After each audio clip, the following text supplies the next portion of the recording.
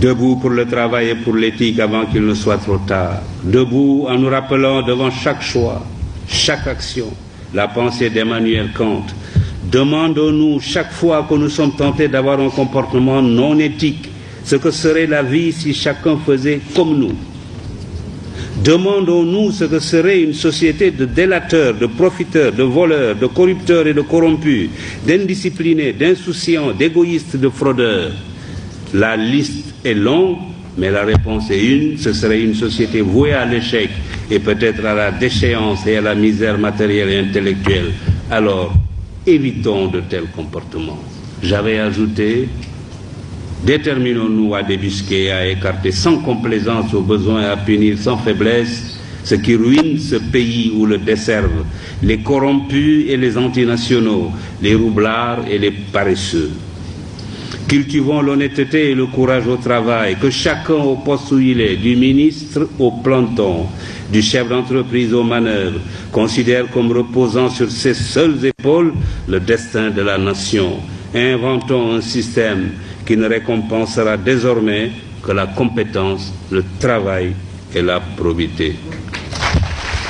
La vérité est que, à cette époque, j'avais constaté que le Sénégal avait fait, depuis qu'il avait accédé à l'indépendance, ensemble avec l'ancien Soudan français, 2 faux départs. Le premier a été constitué par la rupture de la Fédération du Mali.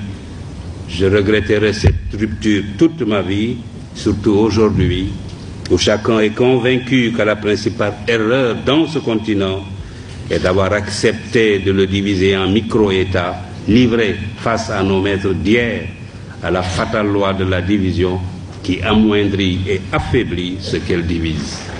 Plutôt que d'avoir de grands politiciens, cherchons à avoir de grands médecins, de grands ingénieurs, de grands professeurs, de grands spécialistes de l'économie et des finances, et même des savants.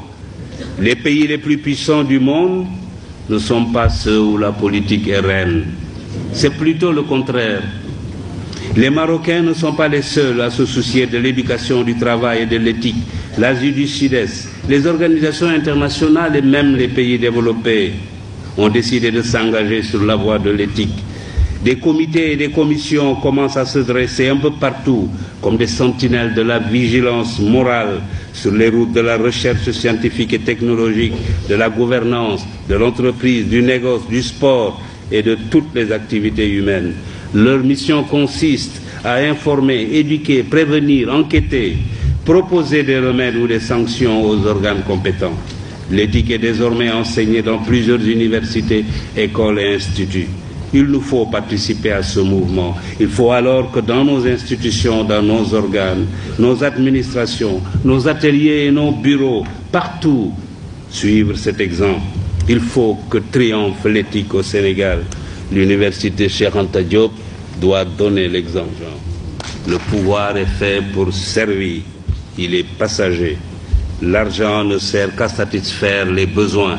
Au-delà, il est inutile. La deuxième condition du règne de l'éthique, c'est l'éducation. Il est indispensable que nos enfants et nos petits-enfants bénéficient d'une bonne éducation. Tous mes amis des pays émergents me le disent, la clé de leur réussite, c'est l'éducation. Que nos étudiants entrent à l'université comme on entre dans les ordres ou au Dara, et que les meilleurs soient mis dans les conditions optimales pour devenir des cadres de haut niveau, ou même,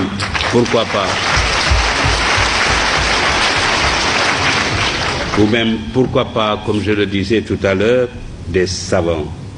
Bien sûr, cela nécessite la réhabilitation de la fonction technique au détriment de la fonction politique.